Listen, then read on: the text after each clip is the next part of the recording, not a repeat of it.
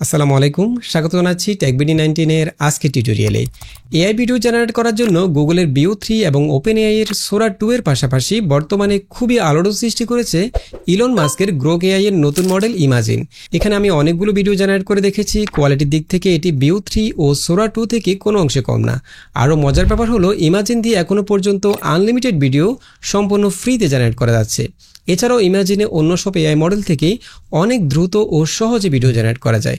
অর্থাৎ এক কথায় এআই ভিডিও জেনারেট করার জন্য অসাধারণ একটি টুল হচ্ছে গ্রোক এআই এর ইমাজিন মডেল। তো আজকে টিউটোরিয়ালে আমরা শিখব ইমাজিন দিয়ে কিভাবে সম্পূর্ণ ফ্রিতে আনলিমিটেড ভিডিও জেনারেট করা যায় এবং সেই সাথে এর সুবিধা ও অসুবিধাগুলো নিয়ে আলোচনা করব। তো কথা না বাড়িয়ে চলুন কম্পিউটার স্ক্রিনে চলে যাই এবং সেই সাথে নিয়মিত গ্রাফিক্স ডিজাইন এবং ভিডিও এডিটিং রিলেটেড টিউটোরিয়াল পেতে চ্যানেলটি সাবস্ক্রাইব করে আমাদের সঙ্গে থাকুন।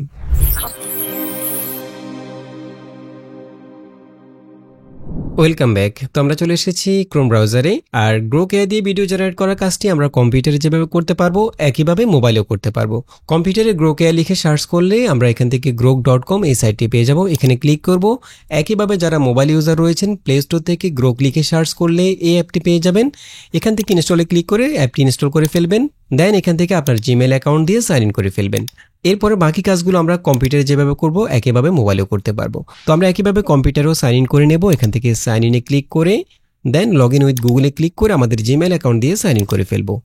ওকে, এটা হচ্ছে গ্রোক এআই এর মূল ইন্টারফেস। এখানে আমরা চ্যাট জিপিটির মতো করে কন্টেন্ট আইডিয়া জেনারেট করা, স্ক্রিপ্ট তৈরি করা, সামারাইজ করা, এরপরে প্রম্পট জেনারেট করার সহ অ্যাজ এ কন্টেন্ট ক্রিয়েটর হিসেবে চ্যাট জিপিটিতে যে কাজগুলো করতে পারি সেম কাজগুলো আমরা গ্রোক এআইতেও করতে পারি।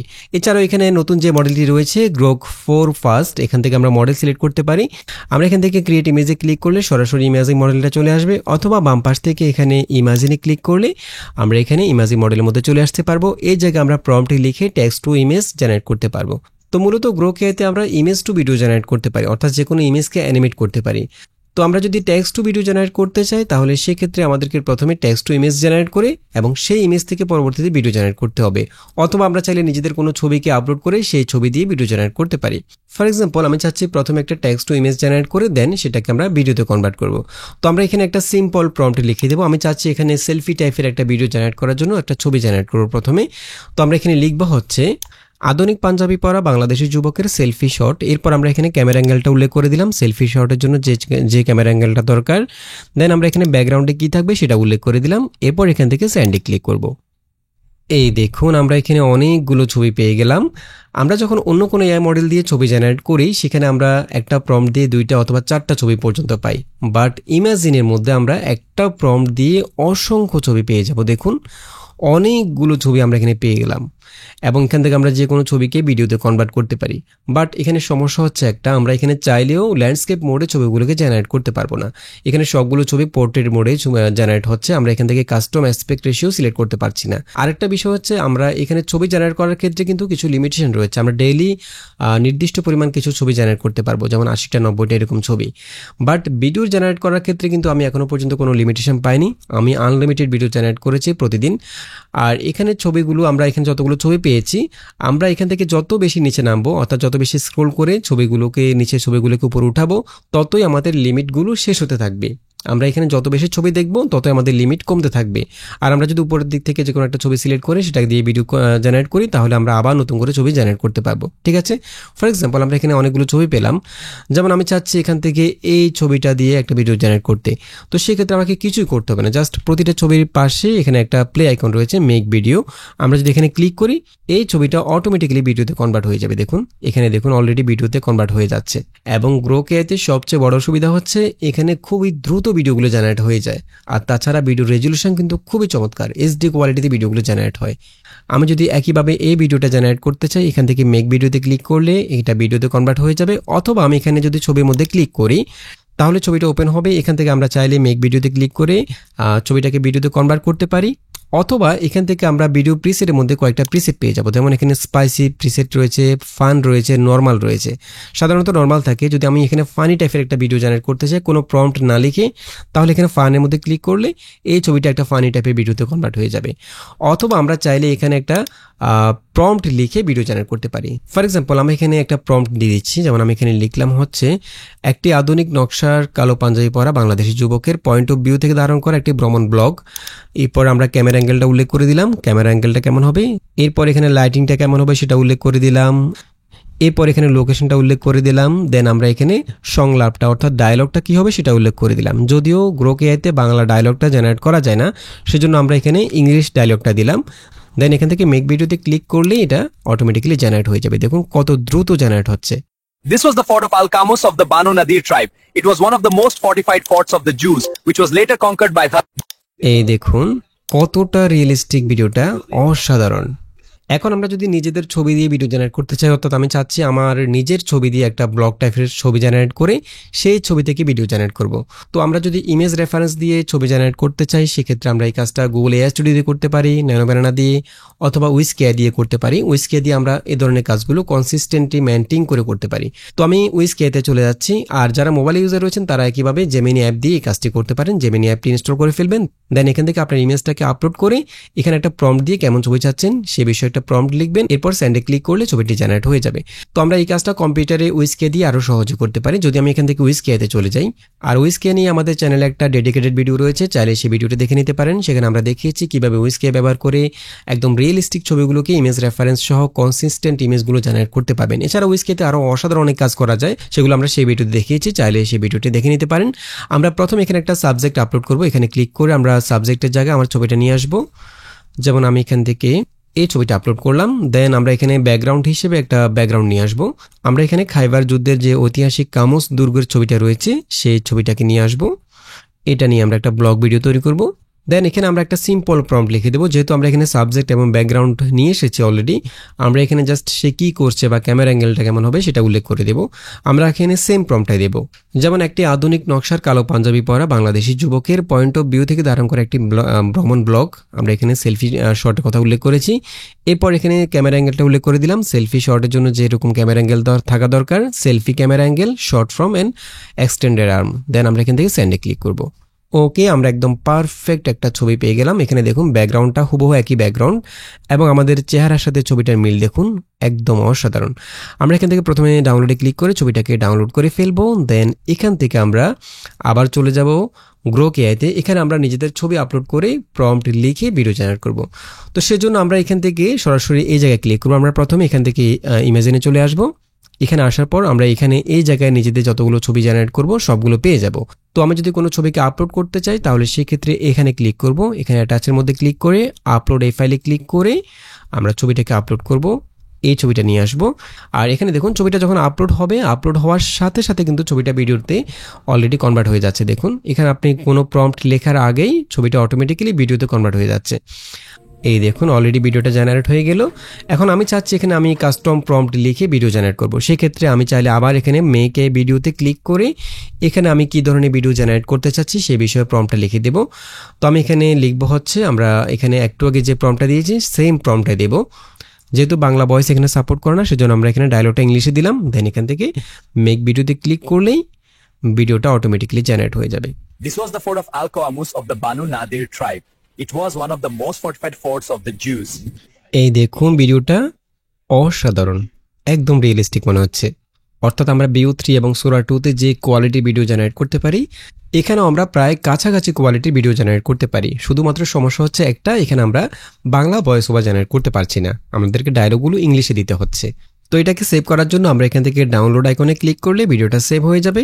আর আমরা চাইলে এই ভিডিওটাকে আপস্কেল করতে পারি, অর্থাৎ এটার কোয়ালিটি আমরা আরও বাড়াতে পারি। সেক্ষেত্রে আমরা এখানে যদি 3 ডটে ক্লিক করি, এখান থেকে আপস্কেল ভিডিওতে ক্লিক করলে এখানে দেখুন ভিডিওটা অটোমেটিক্যালি আপস্কেল হয়ে যাচ্ছে এবং এখানে কিন্তু কোনো ধরনের ওয়াটারমার্ক নেই। দেখুন ওকে, আমরা আপস্কেল করা ভিডিওটাকে আবার সেভ করে ফেলবো এখানে ক্লিক করে, এবং আমাদের জেনারেট করা সবগুলো ভিডিও কিন্তু ফেভারিট ফোল্ডারের মধ্যে চলে যাবে। আমি যদি এখানে এই জায়গায় ক্লিক করি, এখানে যে ফেভারিট আইকনটা রয়েছে এখানে ক্লিক করলে আমরা এখানে যতগুলো ভিডিও জেনারেট করব সবগুলো ভিডিও এখানে পেয়ে যাব। ওকে, তো আমি চাচ্ছি এখানে আরেকটা ভিডিও জেনারেট করব। আমরা এখানে একটা ইন্টারভিউ টাইপের ভিডিও জেনারেট করব।